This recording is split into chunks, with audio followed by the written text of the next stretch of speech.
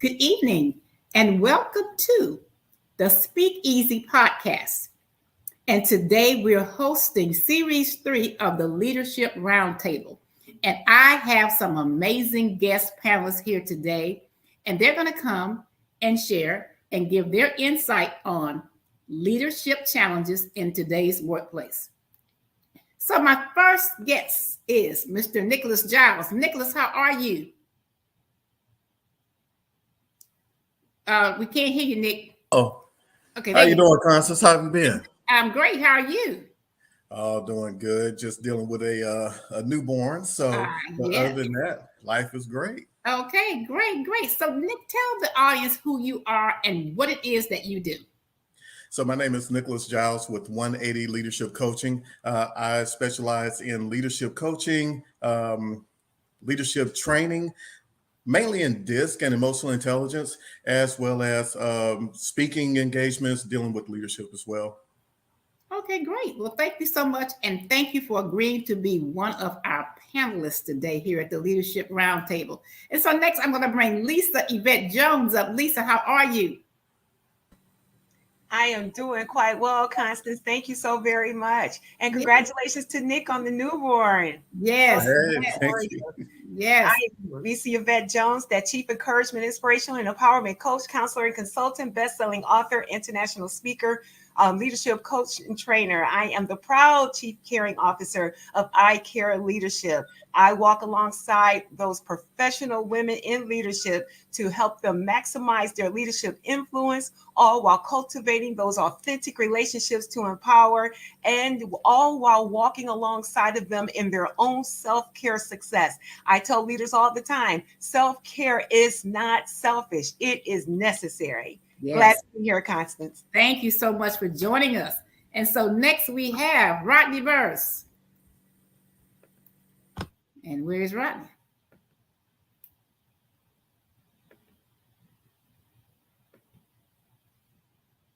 Well, can't bring them up. Let's see. I hope they don't have to go out.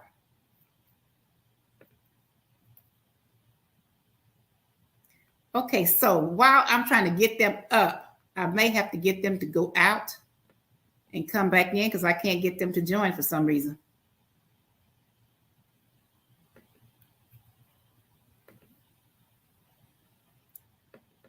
So Jacqueline, Doreen, and Rodney, I need you guys to log out and come back in because I can't bring you to the stage. Thank you so much. And so Nicholas and Yvette, while I have you here. Okay, there's Rodney. Okay, so while I have you here, Rodney has joined us. Good evening, Rodney. How are you? Hello. I was just about to message you and say, okay, I'll log out and log back in. Nick, what's up, my brother from another? It's good to see you, man. Yes. Good to see you. Hey, Lisa. So, yes, I'm Rodney C. Burris. I'm one of the nation's top leaders in unlocking human potential and inspiring organizations to greatness. And what that basically means, if you ever had a Christmas tree back in the day, Constance, and one little light bulb would be out, right? Mm-hmm. But it would cause a whole string to go out. And sometimes we think that we got to do so much replacing and revamping. And sometimes all that's needed is a slight fix to make the whole thing light up, right? And so I've been uniquely gifted and trained to help us see those things. I hope to share some of that in our conversations today.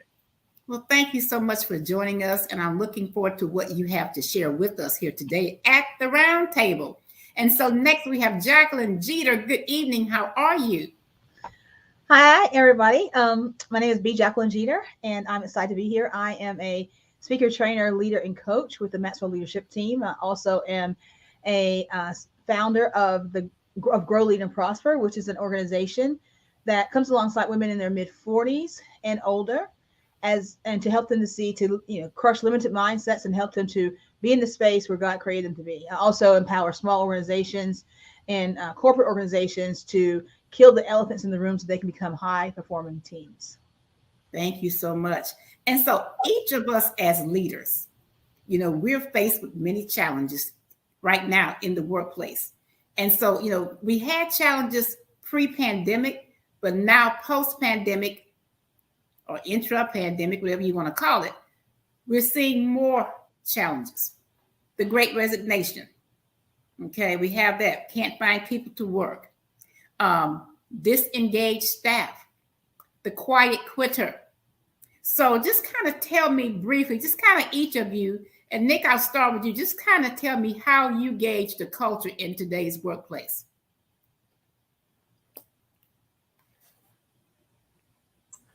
Well, it seems as though the culture today is having a problem with communication. Communication is one of the biggest issues that we see across the board because someone always either thinks that, oh, I'm coming after you, or somebody has an attitude, or people don't get me, people don't understand me. And when we have those different situations in the workplace, then it causes that rift in the relationships. So communication is probably one of the biggest things. And I know the other panelists, I know they have some amazing some amazing things as well. So I'm going to go with communication on this one. And you know, communication is something that we do every day, but yet after all of these years, we have yet to master how to communicate effectively with each other, how to interact with each other. And you know, when I think about effective communication, you know, I grew up down south, and in the evenings we sat on the front porch. The whole family was out there. The neighbors were walking by. You know, the neighborhood wino, whomever, but whatever was going on in that neighborhood, whether somebody got hurt, someone's house was broken into, someone passed away, someone was ill, someone needed help, everybody knew. Because why? That porch was the hub, and that's where all information was disseminated, and everybody knew what was going on. And so I think one of the problems that we have, especially in the workplace, is we do not have a sense of community. We've lost that. And that is what is leading to so many of our problems, especially with communication in our workplace. So Nick, thank you so much for sharing that. Yvette? Constance, thank you. I love that question. You know, one of the things that I see, and one of the things that I'm teaching leaders all over the country with my agency, is letting them know that engagement is huge, but it has to be intentional engagement, not something that you're doing just to check off the box that I've done it, and I've done employee engagement, I'm done. It is not. It is intentional. It requires you not only to meet with your team, but then to meet with each person individually and find out exactly what they need. And also it's listening and being silent. It's no wonder that both of those words have the exact same letters, listen and silence. And it's listening to learn. It's listening to learn from them for the sake of learning and understanding what they're going through. Here's another thing in this term that is out there now called compassionate listening. And if you don't mind, if I could just give you real quick definition of this. And this is by a Buddhist monk. And not that I follow a Buddhism or what have you, but I really like what he had to say about compassionate listening. And he said, first of all, compassion is the human quality of understanding the suffering and the wanting to alleviate it. And that's something that is so true. We are missing that in the workplace as we are engaging and as we are trying to listen. People want to know that we care. Okay, so the whole thing on communication, Nick started off just really powerfully with that communication. And in that communication, sometimes it's being silent to allow that other person to be heard, and then never making promises that you can't keep on some of the things that you have heard in that conversation. So trust is huge too. I have a whole list of things that I wrote down for this, but I'm going to digress there. So avoid the used car salesman mentality. Be honest, be authentic, and as I tell people all the time, as leaders, we have to change our way of approaching situations and our way of leading. You cannot lead from behind the desk. You cannot. You have to get out and interact, engage. As AT&T had out one time, reach out and touch. That's what we have to do. So thank you so much for sharing. Rodney, good evening. Absolutely. So I agree with Lisa, and I'm going to just put my picture up so I don't skip too much. But I agree with Lisa that Nick started us off really well with this idea about communication, right? And you were following up with the idea of community. So communication is one of those very interesting words. If we break it down, right, the root word of communication is commune, to share, like it makes up the word community, common, right? But if we break down that word, the co means together. So like co-eds, they go to school together. Co-workers work together, right? The co is that togetherness. And then the une, uni, that part in the middle, that's a one. Unicycle, unitard, universe. So communication happens, community happens when there's a togetherness, a oneness, a share. And when I feel on the outs, when I feel my job is at risk, when I feel like, yes, you said over the email, but I don't get it. We said it in meetings, but nobody heard me. If I don't have that intentional, that caring piece that Lisa was talking about, all of those things kind of undergird communication. And I absolutely believe that is the thing for all relationships, though, right? My wife got 5 kids. Constance, my wife got a lot of kids. I don't know where she keep getting these babies from. I don't know. Listen, maybe that could be a different show, different day. But Yeah, hey. in our home, we got 5 children. And without the ability to walk away from an interaction, a text message, whatever it is, with a shared sense of understanding, whether or not we agree, whether or not we like it, right? But if we don't even understand what the other one is saying, the communication hasn't happened. So I absolutely want to support that right there. I find that that's one of the biggest challenges in relationships in general and in the workplace right now. Oh, wow. Thank you. I like how you broke that down. You know, I like that with the you and the commune and the co working together. I like that. That was a great example, you know, great explanation. And I thank you so much. Doreen, good evening. How are you? Good evening, Constance. Thank you so much for having me. Is it okay if I introduce myself? I didn't get to earlier. I'm sorry. Go ahead. I apologize. Go ahead. Thank you. My name is Doreen Letsom Reed. I am a certified business coach. I've been having the opportunity to coach for 13 years and been in marketplace ministry for 25 years. And as a certified business coach, I coach high performing Christian coaches 40 and over how to develop that business blueprint to gain clarity of their specific mission, message, mandate, mantle to market by laying that specific firm foundation for your specific business, making sure our policies and procedures are in place. Now, in regards to this particular question, what I see really lacking is that employers, and it's now even shifting to employees, there is a devalue of one another. When you are devaluing one another, you're not even talking. You are already perceiving that this person is less than or can't do something. And then to be honest with you and very straightforward, what I've recognized, especially when I was in teaching in a school district and in other Fortune 500 companies, what happens is that when your employer often sees your gifts and talents, that gifting and talent is not recognized or not appreciated. And actually, when they see it, you know that they see it, but what they try to do is act like they don't see it. A lot of times what I'm seeing is that there's like almost a threatening, like, well, I don't want you to know that you have this gifting. I don't want you to know that you can do this. And that is very disturbing because we are spending a lot of money going into debt, going to college to get all of these papers, and we're going through and these proverbial hoops, so to speak. If I do this, then I can gain this. If I do this, then I can gain this. And then what happens is when we graduate with all of these degrees and get all of this experience, we're still not good enough. And what I'm seeing is with the Great Recession, people have had enough. I had enough and I left. I got tired of going through those proverbial hoops. It was very frustrating. It was very degrading.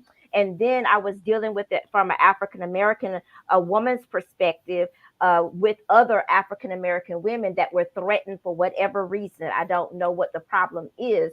But once we walk into a room, it's like your gifting. The word of God says your gift will make room for you, but there is also a threat. There's also a price to having that anointing, that mantle upon your life. Everyone is not going to appreciate that. Some people do feel threatened by it, and then they try to devalue and make you think, which is gaslighting, that you don't really possess what you have.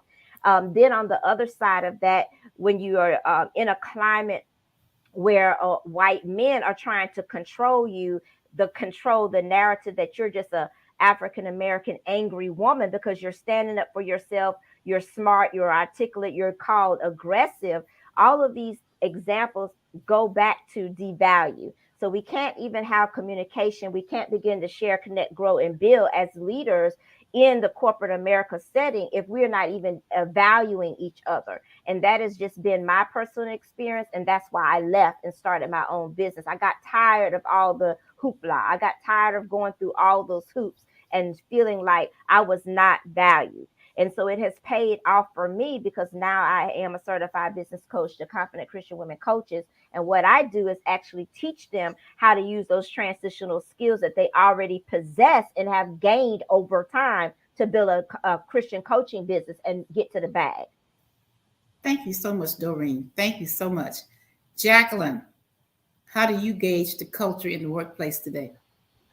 I think that it comes down, I mean, like everyone said, Nick kicked the ball off. He did. I love football, so that's my whole thing.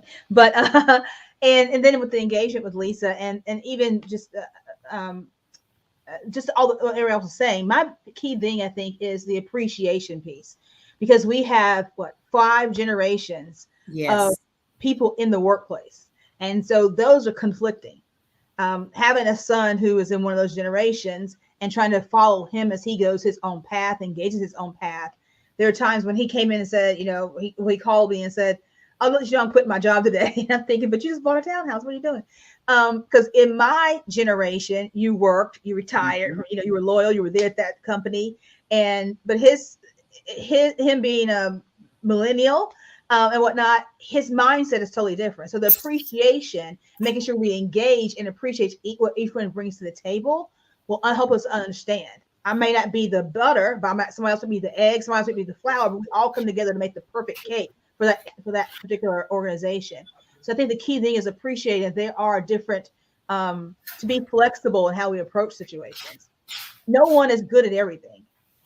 And as Nick knows, and I as well am a consultant in DISC, knowing those different behaviors and seeing how they fit together, because that's when conflict comes, when we don't know or don't even want to engage with someone to understand where they're coming from. My father used to say, "Bring me alongside of you so I can see what you're, see things from your point of view." And that's a key frustration. That's a key conflict in America today, in our organizations today. And I think that has lended a lot to the Great Resignation in different ways.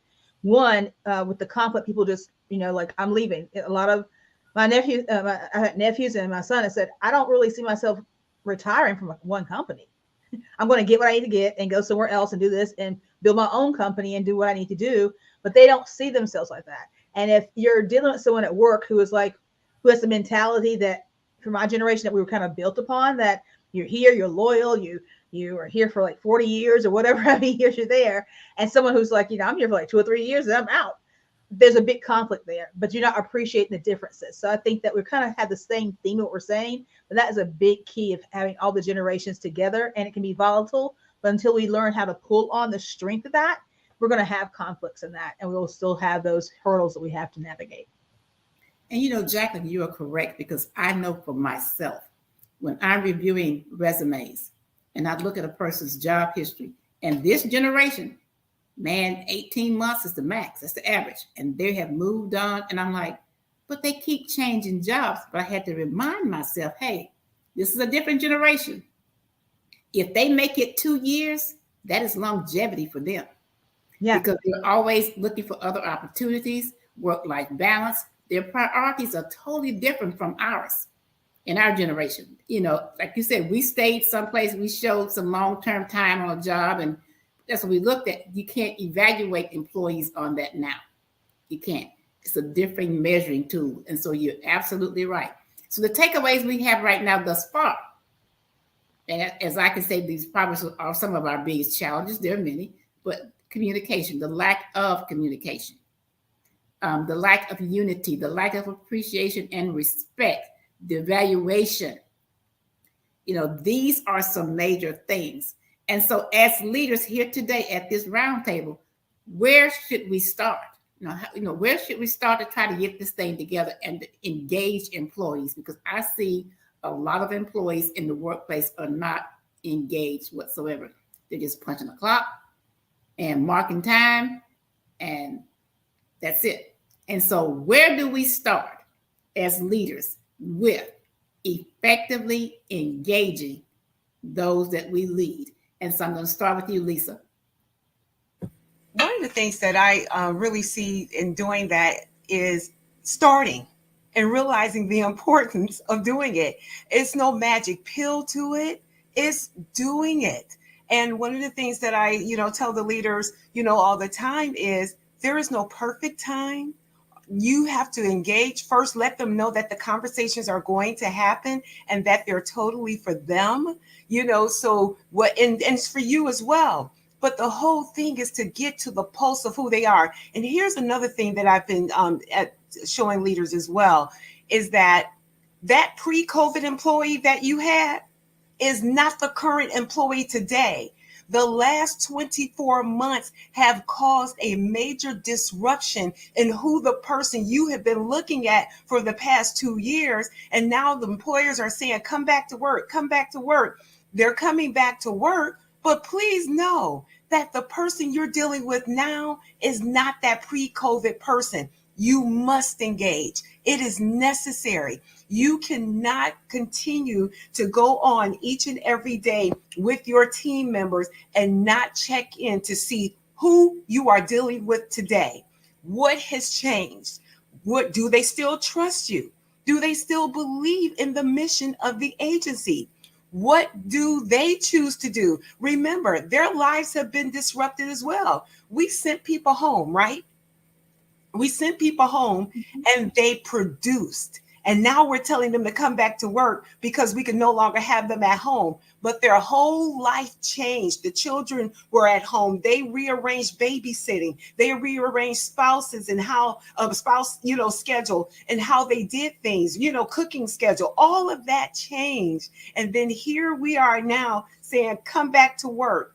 And we can't tell people to come back to work because it didn't work, because all while they were off, we were telling them, great job. You're doing good.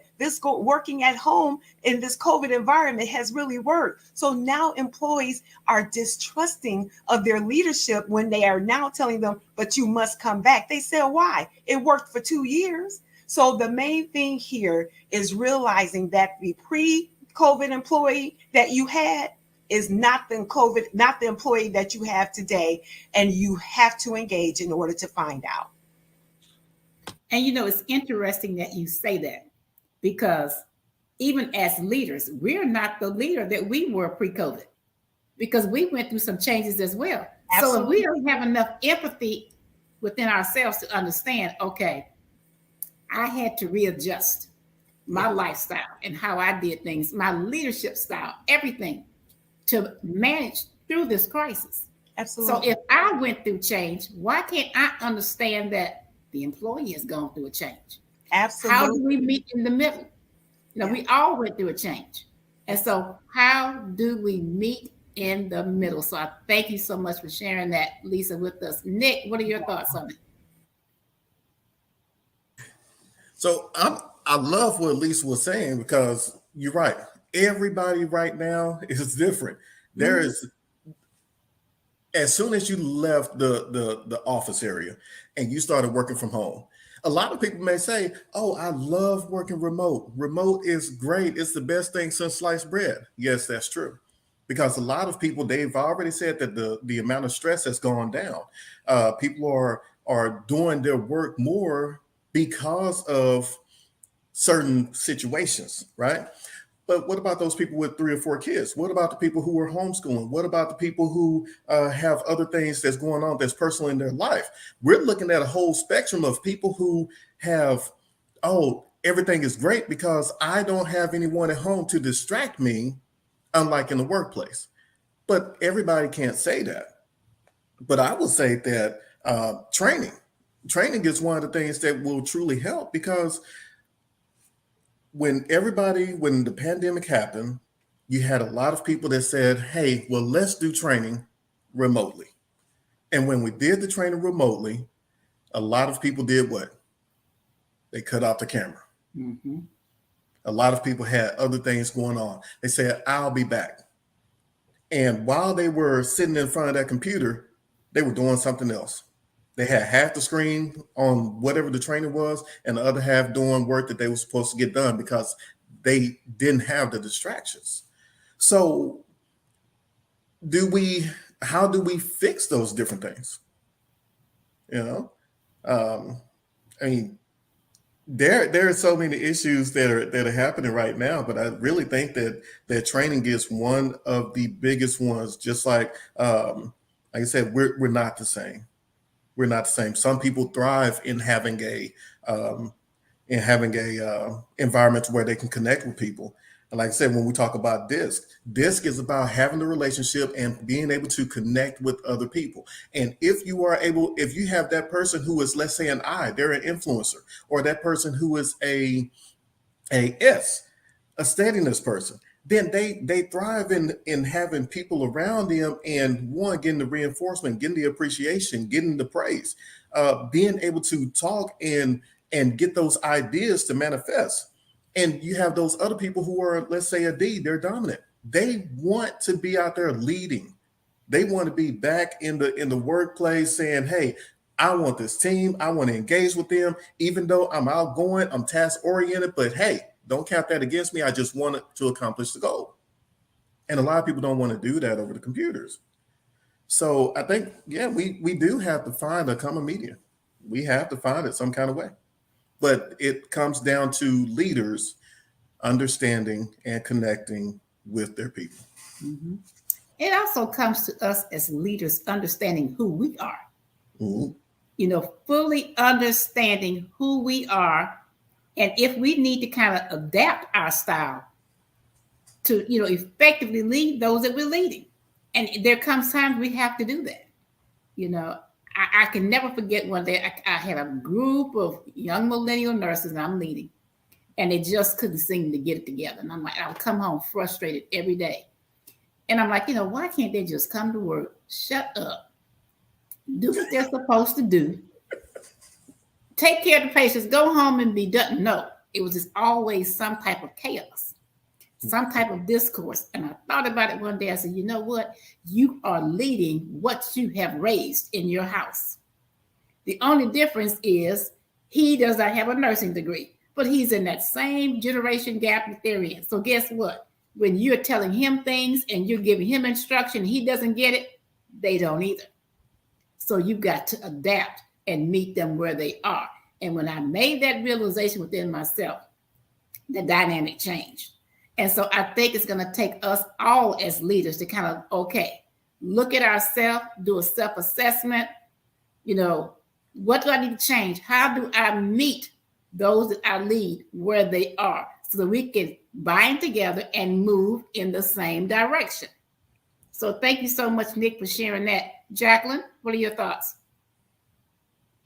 You used the words right out of my mouth about being agile and how we interact with people. And like you just said, like I said before about the different generations, I can't talk. If you have more than one child, I think, I can't forget his name. He was on a few minutes ago. He said he had 5 kids. His wife had 5 kids. So he can't talk to each one of those children the same. No. So just something that simple, because even if they're in the same generation, they're going to receive things differently. And being a manager and having those persons who are matrix manage and direct manage, I have to remember, I'm talking to X right now versus Y. Some people need a little more prodding, and I work totally 100% remotely. My job was always remotely, but I've historically, most of my career, over half of my career, have been in the office, and I'm a very high D, Nick. And so those things that I think we have to learn how to navigate, because more people are remote now. Like Lisa said, they sent people home and they're like, you come back, and people are like, I'm not coming back. Well, they need that talent. So some workplaces have become more flexible and how they adjust that. Some of them have not, or haven't been able to. But I think we need to just really kind of step back and do an assessment. And I think you said it, Constance, as well. We have to realize who we are now too, because I definitely am not the same leader I was before the pandemic. I'm not the same leader I was a year ago before going through breast cancer. So I'm not the same person. And so you look at things differently. And as you said, if you look at things differently, then appreciate those things that people look at differently. And then the other thing is just ask the question. I'm a very direct person. So just ask the question. what will it do? What do you need to be able to be? Do you see yourself in this organization XYZ years or whatever? What is it that you need? What aren't you getting? Because I think we hear a lot about quiet quitting. A lot of people have quiet quit, and I think a lot of times people don't understand also the remote piece. Historically, employers have looked at working remotely as you're off in the grocery store or you're at the spa or somewhere else, and when you're really working, and you work more really, or I'm more productive remote because you don't have the distractions, you don't have all those issues that are coming at you. And because when I get up early in the morning, I'm online and I look up and I'm like, oh, it's already 6 o'clock. I've worked over quote unquote my 8 hours. Yes. So you get a lot. So I think it's that understanding, one, just having the conversation. And as Lisa said, just start. Where do we start? Let's just look at it and unpack it and look at where our rate limiters are. Can we do this? Can we not do this? Is this something that's even reasonable? Is this something that's actually realistic?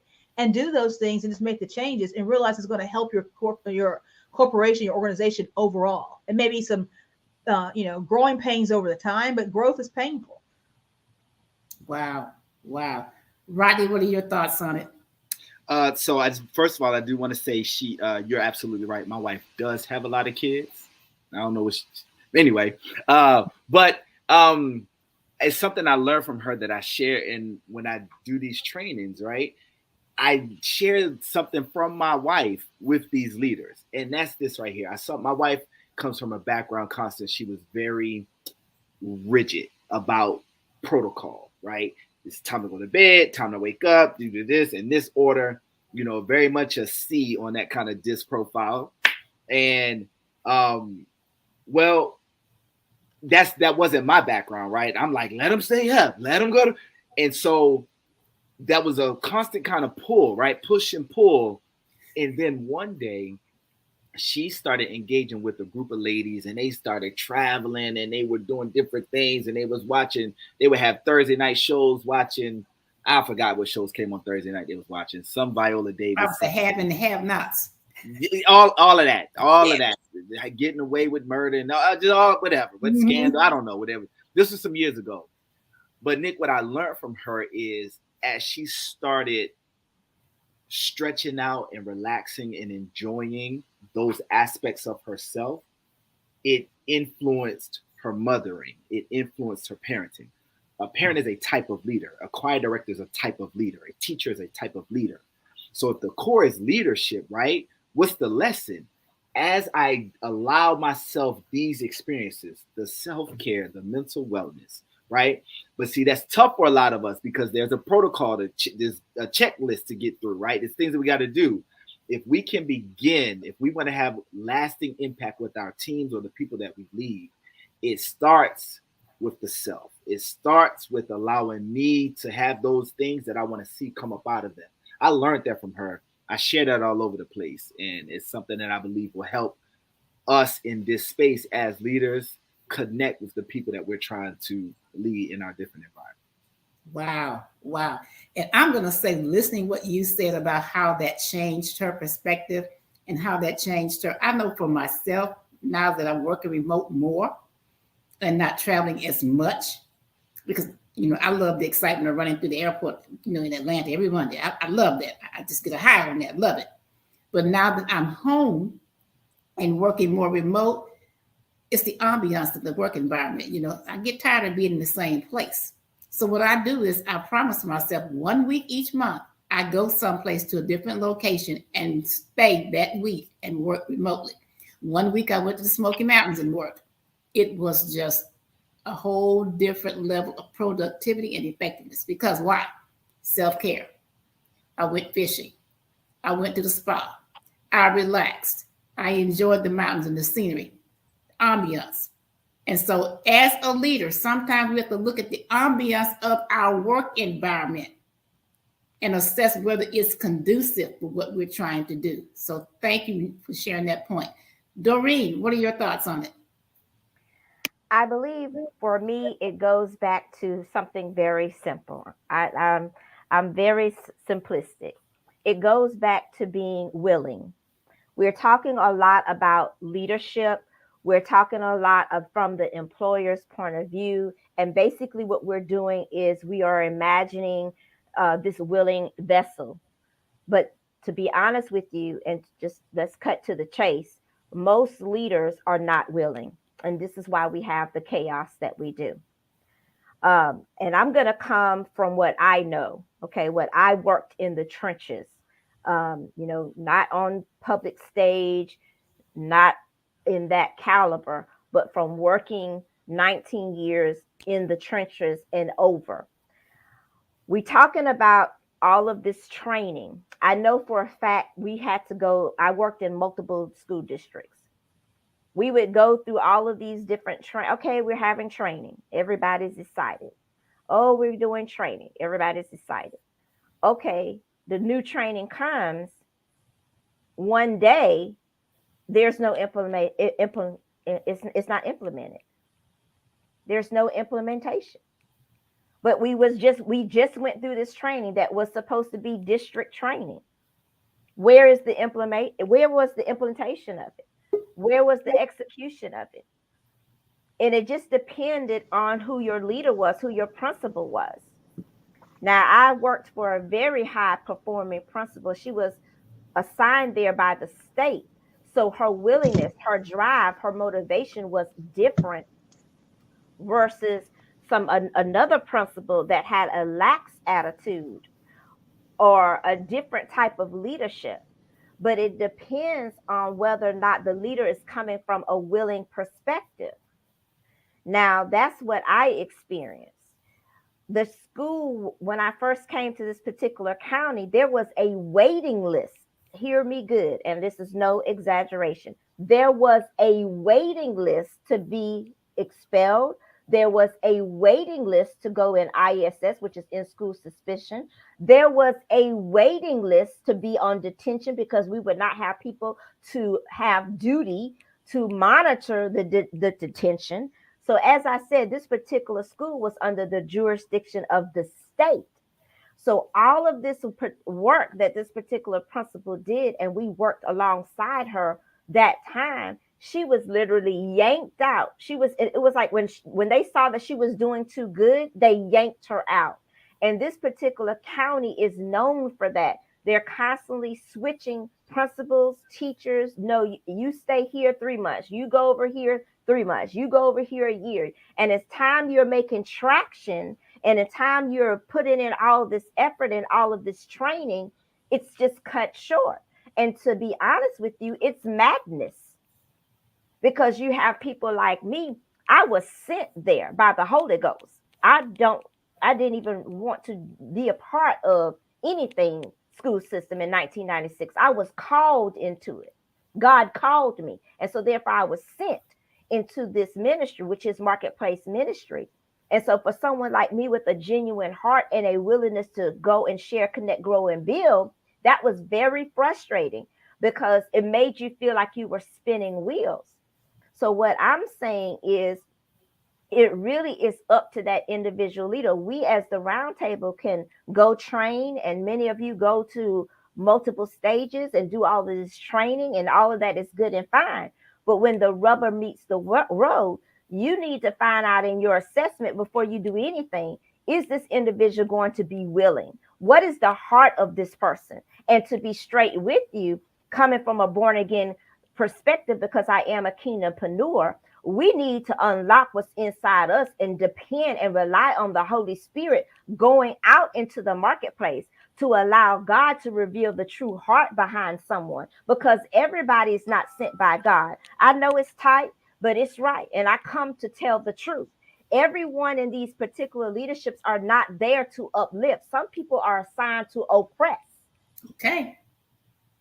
So if we are on these stages, and if we are opening, if God has opened you these doors to go to these Fortune 500 companies and to be on stages the way you are, what I'm hearing tonight, I charge you to go with the eyes of the Holy Spirit. Because if that person is not willing to decrease so that the people that they're called to serve increase, and therefore the company and all of the community and all the things we're talking about increase, you are wasting your time. That's my perspective. And I know it's tight, but I've got to say the truth.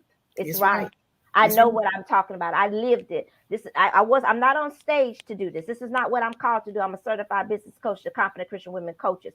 But I know what I experienced. I know what I saw. My husband has been in manufacturing for 40 years. I don't know what Pepsi-Cola is going to do now that he's retired. I don't know what they're going to do. They can't even find no one to run the filler. When this man had the filler memorized in his mind, what are they going to do? When you drink that Pepsi-Cola next time, think about the laborers of the people that are producing that product. What hardship they're going through, the oppression that they're going through because of wrong leadership. Everyone in leadership should not be in leadership. And this is why what I'm saying today is we have to come with a kingdom mind. We are assigned to go. If God has allowed you to go into all of these realms that you're able to go with the eyes of the Holy Spirit, because everybody is in that organization is not sent to uplift it. Let's be honest. Some people are sent to cause its demise. Wow, Doreen. And, as you were talking, I was just thinking about some things that I have experienced over the past 35 years and thinking about some people in leadership that I have encountered. And you're right. Some of them have had no business being in a leadership role because they were not prepared, one, mentally or spiritually. They were not. Some of them were not prepared educationally. They had some warped ideas and conceptions about how life really should be. And they just weren't fair individuals. And so they came into the workplace and they just caused all this chaos and all this corruption. And the workplace was just tore up from the floor up.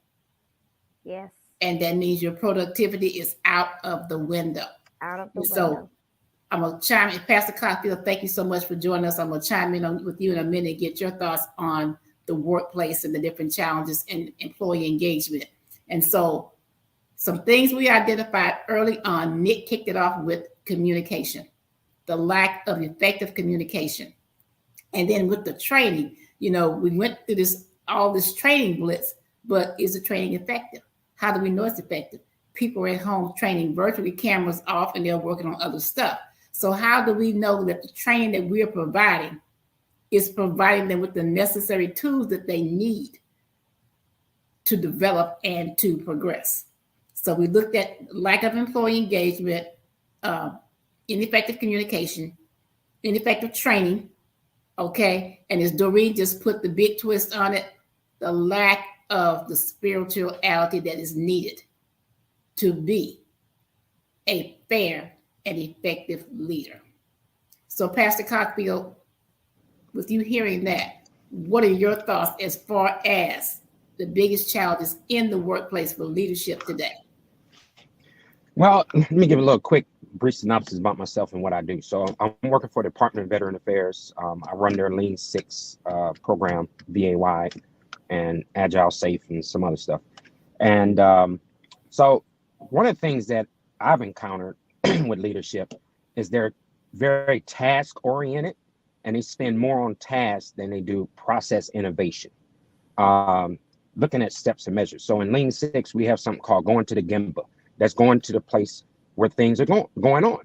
And so I was teaching a class just recently about how that now we're in a virtual environment, and the challenge that a lot of leaders are having is making that shift from brick and mortar to this virtual environment. And so I'm now trying to get these guys to understand you still can go to the Gemba, you still can meet people where they are. And it's really about understanding the processes and teaching people to be teams versus this vertical aspect of everything goes up, you waiting for an answer to come down for things to get done. No, it puts pressure on those that work with you as a leader.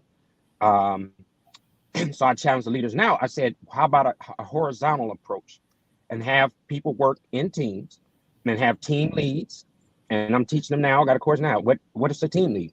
I told them you're not in charge, but really what happens is when we need this intellectual property to show up, this problem solve, or we need your expertise on something, that leadership shifts and it forces everybody that's working together to really step up, and it allows a leader to know who he or she is what they're doing, what they're capable of doing. And I'm even challenging them when they're meeting with senior leadership, bring the team with them. Don't try to just because you're in charge to show up yourself. So I'm gonna go to this next piece, is process innovation and these steps and measures that people do on a daily basis. How do you teach people to be accountable for not the product you produce, but really talk about the quality unto which you're producing this product? And what innovation are you bringing to the table, instead of, again, just showing them the work and doing the same stuff different day? And I think in leadership, we got to really just, again, go down to the ground, even if we're virtual. I challenged the leader just recently. Instead of you having these staff meetings where everybody is present, how many times or how often do you just in MS Teams call up folks and have a one-on-one with them and just ask them, what are they doing? Why are they doing what they do? How they do what they do? Where are you doing it? Do you even know who the customer is? Do you even understand what is the needs of the organization as a whole? And I'm gonna throw this last piece out. We have a new employee orientation that I created, and one of the things I challenged the CEO and the C-suite folks, I said, hey, how about for one day you teach new people about the whole organization as a whole, about the tools, technology, and the manpower, and about where is this organization going? How do these new employees fit within the organization? And we use a balanced scorecard. So I had to have senior leadership explain what's a balanced scorecard. What are the tenets or how are we structured? What does that mean to people? So now people start out the gate understanding the importance of what they do and why they're doing it, where they're doing it, how they're doing it, that type of stuff, and why their processes are so important. So I'm kind of more of the belief, yes, there are folks that are there that don't want to be there or want to challenge the organization as a whole. But I would rather spend more time on the 9 that want to be there instead of that 1 that don't want to get it right, and allow again, force folks to be thinkers, innovative, process innovation. I don't care just because you can produce something. That in producing that, I don't want a stale product. I want that intellectual property, that mindset that says, hey, we can do it better. Challenge them to make things better every day. And then have a reward system, Pastor Cartfield. When they give you their value, they should be rewarded for the value, not dismissed for the value or overlooked for the value. And then what I'm hearing with your particular environment is that there needs to be people on the floor. No one should be sitting waiting for somebody to come to me. So when I was at Purdue, we went out on the floor. My supervisor went out on the floor. He was always on the floor. When I would get his calls, literally, I'm saying he's on the floor. But then I knew what, as his executive assistant, what was going on. So I was able to keep everyone in the loop. So in that type of environment, you should be walking the floor. You should be corresponding. They did this at Stanley too when I did my walkthrough with them. Everybody was on the floor. So that way you're hands-on, you're interactive, it's real world application. And what I'm also hearing is that there should be an ongoing orientation. There should be an ongoing communication meeting. There should be ongoing. When people come in, I know you're giving them a mass amount of information at one time, but what I'm hearing is orientation should be ongoing. It should be evolving because things are always changing. So when you was breaking down those different gamuts and those different components of your organization, what I literally heard was, okay, we need to get small groups of orientation where the big wigs, the C-suites, the CEO actually interact with these people and let them understand the A, B's, and C's, ins and out, because that makes them feel part of the community. It makes them feel invested in, and then it makes them think about leaving. So that's kind of like what I heard, Constance. I hope that was okay to just yes, interject there. That's fine. And I want to get back to your earlier response about, is the person willing? Or, looking at things from a spiritual eye. And my thoughts are the heart of a leader. A leader. Is that person's heart right? Is their heart right? Leadership, yes. To do. Thank you, Constance. I'm glad you picked that up in the spirit realm. Now, listen to what you said, and it stuck with me. Yes, the heart of a leader. Is their heart in the right place? And we can't teach people to care. That's something that's instilled within you. Either you are of a caring nature or you're not. Either you have integrity or you don't. We can't, we can do things with our children to raise them to have those things and instill those qualities in them. But when somebody, as my grandmother said, you can't raise somebody already grown, you can't do it. No. You can't do it. And so I want to get some final thoughts and get ready to close this out. And so, Lisa, do you have any final thoughts for our roundtable today? The discussion has been great. We've come up with a lot of ideas. And of course, we can't fix everything today. We may think we can, but we cannot. I know, right? We definitely can't. But one of the things that we definitely have to, again, stay mindful of is who we're dealing with today. And I totally, teach, leaders too about transforming and humanizing that employment experience, head, hands, and heart. At the end of the day, people do not care how much you know until they do know how much you care. But the only way you're going to show that is if you spend that one-on-one time with them in doing that. One of the things that Maya Angelou said, and I wrote this down as a quote, she said, each of us has the power and the responsibility to become a rainbow in the clouds. Dr. Maya Angelou. There is so much that is going on right now. And I do a lot of research and with statistics and what have you. And I'm just seeing, what are some of the biggest stressors right now in the job. And right now, the biggest stressors, okay, we talk about a lot of DE&I, diversity, equity, and inclusion. But it's so deep, much deeper than that. It goes beyond, sexuality, personality, and all of that. But it's difference of opinion in thought. If somebody comes to me and can they safely descend with me and not agree with me and I'd be okay with that? Am I creating psychological safety for my team members? Do they feel safe enough to really say what's on their minds, even if they don't agree with me in the direction that I'm going? Absolutely, I can say that for me. Absolutely, I can say that for a few people, but psychological safety is missing a lot in the workplace. But here's some of the things that the American Psychological Association has said that is a stressor for the people ages 18 through 57. The number one stressor for people is money right now. The number one stressor, they broke this study down by money, economy, and housing. And money was the number one for people 18 through 57. So that was the number one stressor. Number two was economy and then housing. But then it gets even deeper. We have to be mindful of our, BIPOC, Black, Indigenous people of color, also, other ethnicities where Latino Americans have a different stressor as it relates to these issues. Black adults have it, white adults have it, Asian adults have it. If we are not educated in the things that are really stressing people based on, empirical research and study, but most importantly, based on having that one-on-one conversation with the person, I'm not going to generalize an issue that is going on with Nick if Nick is sitting here telling me that this is what's going on with him. Because the one thing I'm going to ask Nick then, how then do you need me to support you as your leader? How then do I show up for you? Okay, because this doesn't mean that I show up the same way for the next person, no different than how we do our children. But Nick needs me in this way. So Nick, how then do I support you? And then I write that down and then we check in as much as Nick needs me to check in. So those are just the lasting thoughts I want to leave. Of course, there's so much. Okay, I took pages of notes on this because it's just really so important. And here's another thing I will tell people: if you're having a struggle with how to have those conversations, have a regular stay interview with each of your team members. You'll ask them questions like, what is top of mind right now for you? And it's strictly based on them. It has nothing to do with work. Okay, what is top of mind right now for you?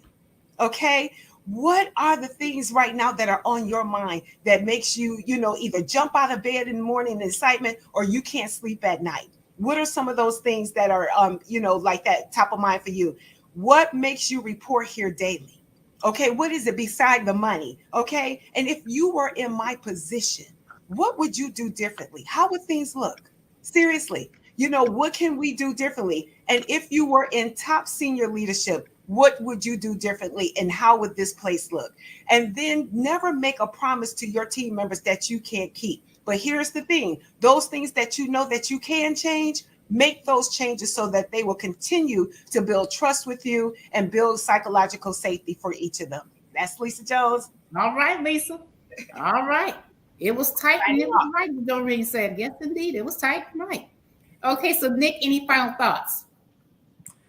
So, you know what? I can't even come behind that. Lisa, that right there was amazing. All right. With everybody on the panel, and I know the pastor got in a little bit late, but there were some things that he said that really caught my attention. Accountability was one. And I think that we really need to start holding people accountable, even from the bottom up. I think there are a lot of people who are scared to hold their leadership accountable for fear of retaliation. You have so many people there in the workplace who are trying to do the things that they know that are right. But if I say something, I'm going to get fired. If I speak out, how would they look at me? If I do this, then I'm going to get ridiculed. So there are so many different things that, and one of the notes that I took was fear, because a lot of people live in fear. And just like Lisa was saying, right now, people are money is one of the biggest things that's on people's minds. And if I'm fearful in the workplace and my leadership is not doing anything about it, they're not making it to where I can come and talk to them, I can speak out, I can say things that are on my mind, I can give my opinions, I can give my thoughts, then now I'm living in a world of fear because I have to support my family. So what are leaders doing in order to help that? All right. Now, do we have that spiritual well-being in the workplace to where people know what's right? People are going to do right by you. Are they going to make it a place to where, hey, come and say whatever it is that's on your mind, and let's talk about that. Let's have a back and forth. Let's have this conversation. I have a laundry list of things, especially from what everybody has said, because there has been so much great information. And I will go through communication. Communication is going to be one of those things that bridges the gap.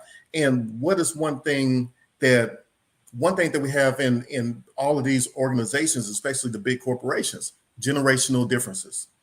And when you have those generational gaps, how do you connect with each person? I supervised up to 40 people at one time, to where I had people from the age of 18 all the way up to 65. I had to know how to talk to each person and understand that each person is different. Each person has a different mind state. What was important to the older generation was, I need to do my job. I need to be good at my job. I need to be proficient at my job. Security. This younger generation, they said, what time am I getting off? I need my time. I want, even if it's just going to my room playing video games, I want my time. But those were the things that was important to them, right? Training. You have to make sure that people are getting trained. The leadership has to set the example. They have to lead by example. If a leader says, we're going to have this training, that leader also needs to be inside of that training, so they know that their people are getting the training that they need. Even if it's remote, they need to be on the screen, giving their input, making sure that their people are engaged. So whether it's in person or remote, that leader needs to be engaged in that training, and they know exactly what their people are getting. And after that, that's where we go back to the accountability. Am I asking the right questions? Am I checking up on them? Am I having the one-to-ones? Am I calling this person? Am I sending an email to make sure that that training was effective? Am I having a business coach come in and say, hey, can you do an assessment on my organization to ensure that my people are living up to the expectations that I have of them? And also praise. We have to give people that praise. We have to give them that appreciation, because if I'm coming to work, and even that is even in your home. If I walk through my house every single day and I'm doing something for my wife, for my kids, for my husband, whatever the case may be, every single day, and nobody says anything, I'm quiet quitting in my relationship.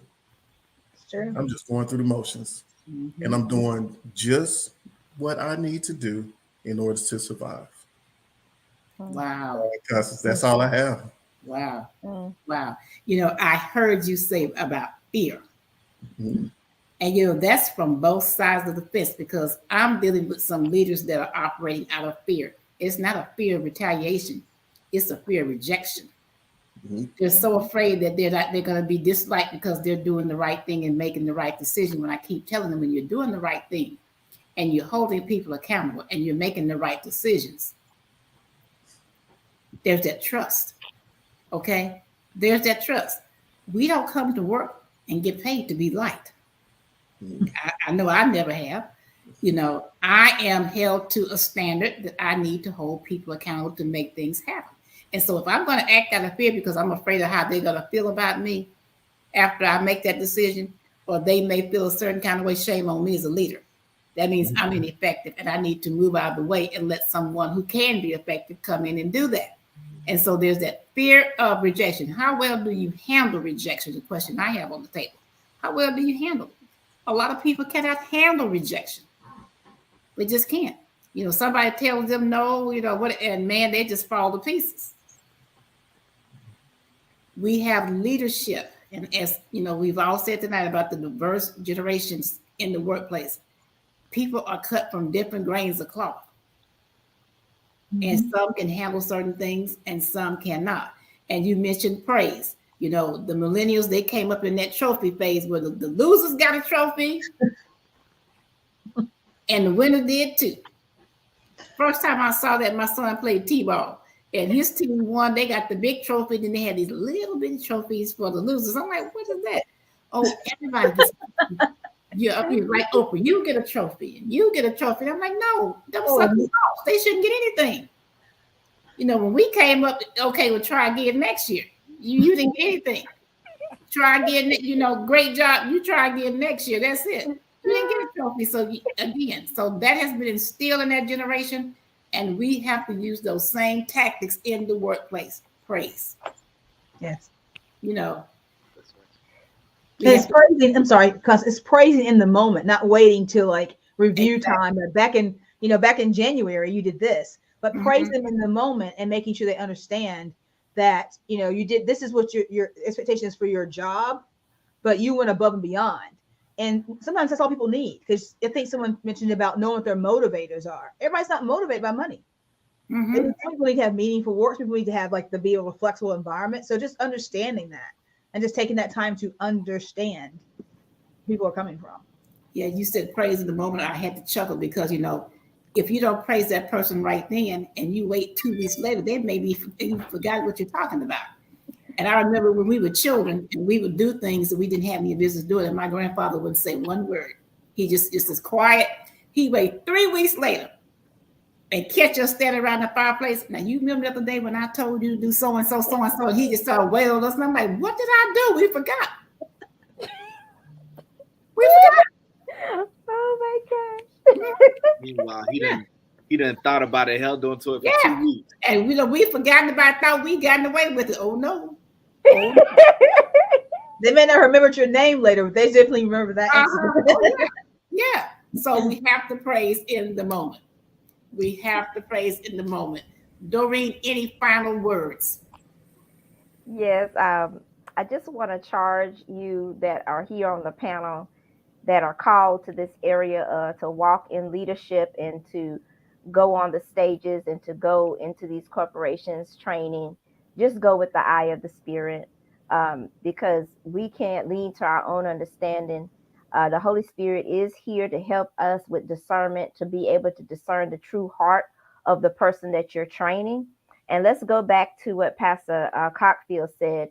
We want to understand that if we have 9 that's willing, let's focus on the 9.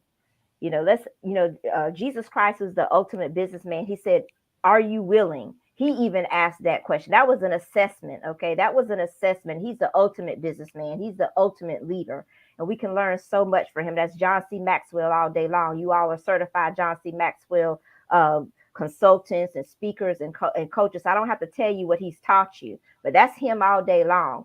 So what we have to understand is we didn't just go into the worldwide marketplace. We've been sent, and there is a difference.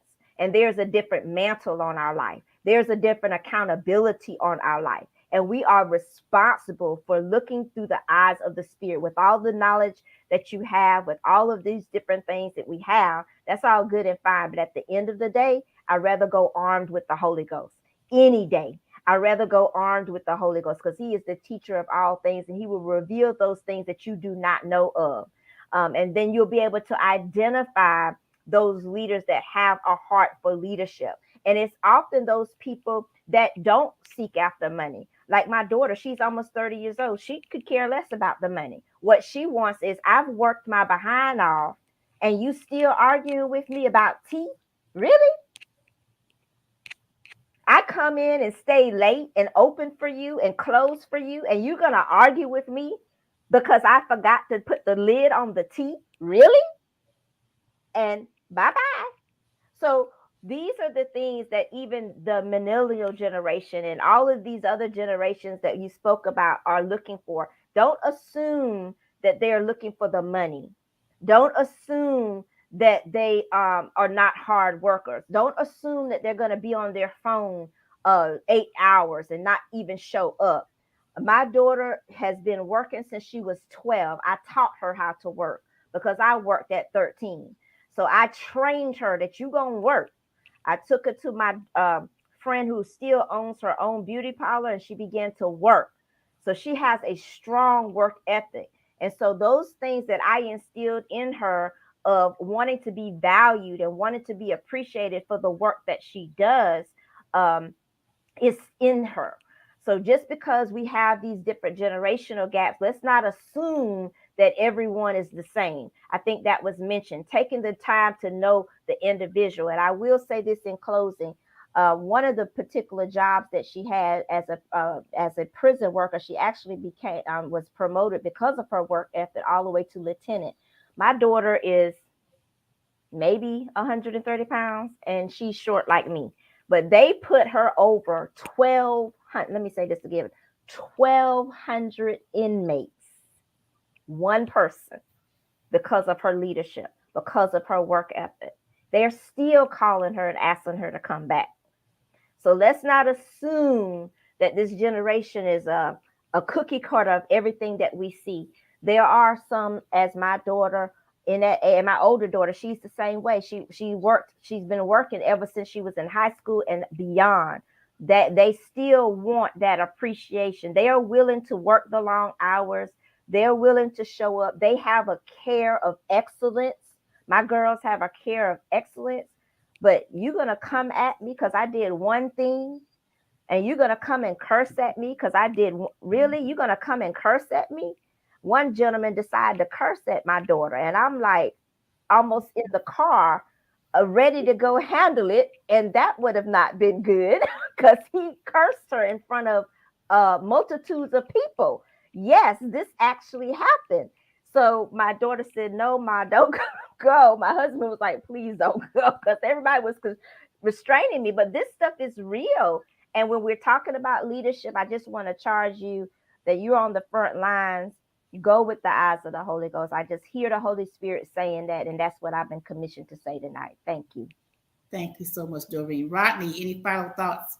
Absolutely. Real quick, the higher up we go in our organization, and Doreen, it's so funny that you were saying that because that was going to be my tidbit, and then you just gave me a nice little T-ball setup. I appreciate it.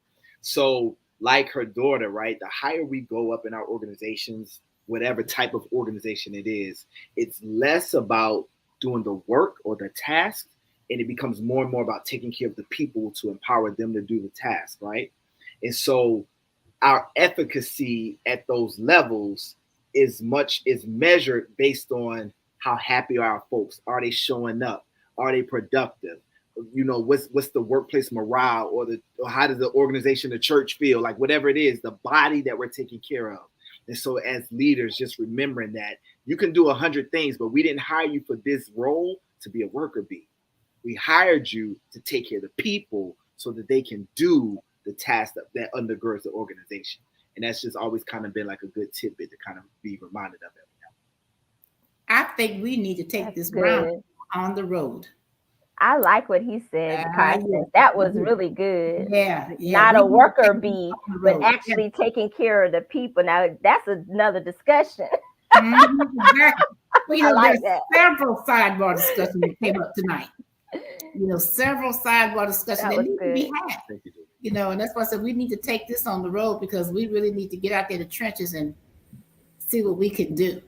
Absolutely. Yeah, you're going to learn something different in the trenches. I mean, that's the perspective I've come from. I'm not, like you gurus on the stage and exposed, but I've learned a lot I've been working since I was 13. I started, cleaning houses in Charleston, South Carolina. I've never been not without a job because I like to eat. So I've always been working, but I've learned a lot. And when you're in the trenches and when you're seeing the day-to-day stuff, it's a different perspective. And my husband, like I said, he's been working for 40 years. I don't know what these employers are going to do without men like him, that had the integrity and took the oppression and took the depression and took the devaluing to supply the needs of their family. I don't know, because this generation is not going to do it. They're just not going to do it. And that's why we have the Great Recession. And I think Jacqueline was saying earlier, her son said, I quit my job, but he just bought a condo. That's just their mindset. My son, I don't like that job. Okay, but hello, you like to eat, don't you? You need to eat. And the thing about him is he quit it in the sense of because my father used to always say, if you had something, he'd say, what's your plan? And that was my thing. I said, well, what's your plan? I'm like, I sound like my dad. But he said, I have a plan, Mom, I'm good. So he already had a plan. He didn't go on one day and just say, I quit. He had a plan. He knew he may have some bumps on the road, but he never missed a beat because he had a plan, because that had been instilled in him. So I think the method of I'm in North Carolina, whether I take 85 or a back road to Charlotte, as long as I get to the destination I need to be at, I have to appreciate someone wants to go the scenic route, and I might want to go the faster route, or vice versa. So that's one thing that he did. And his big question was, it made me think as well. I know we got to round up, but his big question was, do I go to a job every day that I hate? And I was like, well, yeah, but yeah, bills. But that's the thing that he helped me. His courage, and his risk taking as a leader, helped me to really reassess my leadership skills and to reassess my leadership approach. So I had to navigate and be agile with how I approached how he decided to live his life, because I can't live it for him. So those are things I think that the most stable part of a pyramid is the bottom. And as Rodney was saying, when the closer you get to the top, your focus is supposed to flip. It's a 180-degree leadership focus, right, Nick? And so your focus should be shifting. And I think that a lot of times, especially now with budget crunches, things like that, a lot of training is done in the C-suite and above, and the people with the base of the pyramid, so to speak, are left without. They're just like, go to this, and they don't have the true understanding or what's been instilled in them. So making training and development fit for purpose for those people, for everybody in the organization, and not just in certain elements, will make your pyramid, your organization, more stable. So wow. Well, your son had a plan, mine did not. Mine don't either, because if they ain't happen, they leave. I don't know what kind of plan these guys. My daughter, he quit, and I said, so what are you gonna do? She ain't gonna stand there and let you curse her now. That's not happening. Yeah. I'll do what I have to do. I'm like, okay. So I told her, come home. If I got to feed you, you will eat. That man is not gonna stand there and curse you. That's not happening. Not on my watch. That's not happening. Mama Bear don't read his spoken. Yes, indeed. Pastor Cockfield, final thoughts. Well, one of the things that I'm really pushing, and I talked to you about this earlier. Let's talk education. And when we train folks, we have this idea that if they're an adult, you got to have this andragogical or this adult-like approach to training. And it's pedagogical and andragogical. It's childlike and adult-like. And you have to have a mix of that. And that's one. So I push that a lot. And that takes taking time with folks as you're training them to get to know and understand how they learn. And so currently what I'm doing right now at the VA, I'm not pushing courses 5 days straight. That's crazy. So what I did, I went to the senior leadership and said, hey, that's nuts. They're not getting anything out of this. I'd rather break it up in half days or do, the 5 days, spread the 5 days out in a month, teach what I'm gonna teach, come back, and let's have a discussion about what did you learn? Like, what's the practical application to this stuff? And I myself get critiqued on how I can do this better next time to get this learning material out so they lead with something. So that's number one. There's something called an EFQM excellence model, and I'm throwing this out here because I'm challenging leadership with this. So it's a framework that develops sustainability of excellence, and what that simply means is that now I'm trying to get these guys to understand, leaders, when in our Lean Six world, some call it the DMAIC cycle. We define the problem, we measure where you are, and then there's going to be a gap, or if there isn't a gap, great. But we're going to analyze where we are, and we're going to improve the processes, and we're going to control. Everything we do that becomes better, we have to sustain it. But the reason why I'm throwing this out of this EFQM model is this. I'm challenging leaders. Why aren't we doing this in every process cycle that we have? Everything we do, there's a cyclic moment of producing products. We need to go back, and we need to coach, mentor, and train with this attitude that says, hey, I want you to be able to tell me or define what were you supposed to be doing. Or even during that process, that the things I've asked them to do, I got to go back and ask them, can you define to me what is the original Magna Carta, or what are we supposed to be doing in the first place? Leadership doesn't do that enough. They wait until you tell them to do something, and then they're off to the races, and then there's no communication, and then they're left to themselves to do what they want to do, and then you want to say something after they jack it up. No, again, you should be part of that team and that process going along the whole time. That builds confidence, trust, and it also allows these individuals to feel like they're learning something, and it builds the relationship between the leader and the individual that's working side by side with them. And one last thing, language is a killer. I'm trying to get leaders to stop going around and acting like that you're above and beyond everybody else. And the way you talk to folks, it speaks volumes. So I'm now getting leaders to understand, flatten that those folks that work with you, and build teams. And then guess what? You become a part of the team. I told Constance, I got some guys work for me. They try to come after me left and right because they felt like you're the boss. And then I deflated their balloon right out the gate because I had to explain to them, I'm not the smartest guy in the room. It's all about customer service, customer satisfaction. And we got to know really who's investing in this. Who are the folks we're supposed to be responsible to? And at the end of the day, they don't care. They just want it done. They want it done right. And they want a repeatability and consistency. They want those customers to come back. So I teach the guys that I work with. I always tell them, I'm not the smartest guy in the room. Matter of fact, I learn from them every day. And we've learned to become partners in getting things done.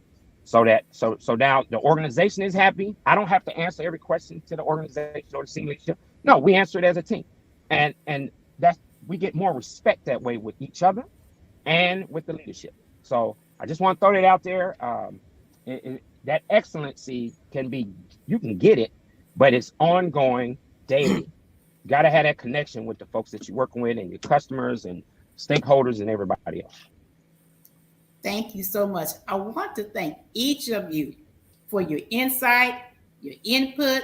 And like I said, this is a discussion that needs to continue. So I charge each of you, if I reach out to you again, let's assemble and continue this discussion later on at another time here at the Speakeasy Podcast. So I thank all of my panelists, Nicholas Giles, Yvette Lisa Jones, Doreen Letson Reed, Rodney C. Burris with the 5 unknown children. He doesn't know where they came from. Pastor Cockfield and B. Jacqueline Jeter. I thank each of you for joining me here at the round table today. And to our listening audience, may God bless you today, tomorrow, and always. And have a good evening. Take care. Oh my God. Good night, everybody.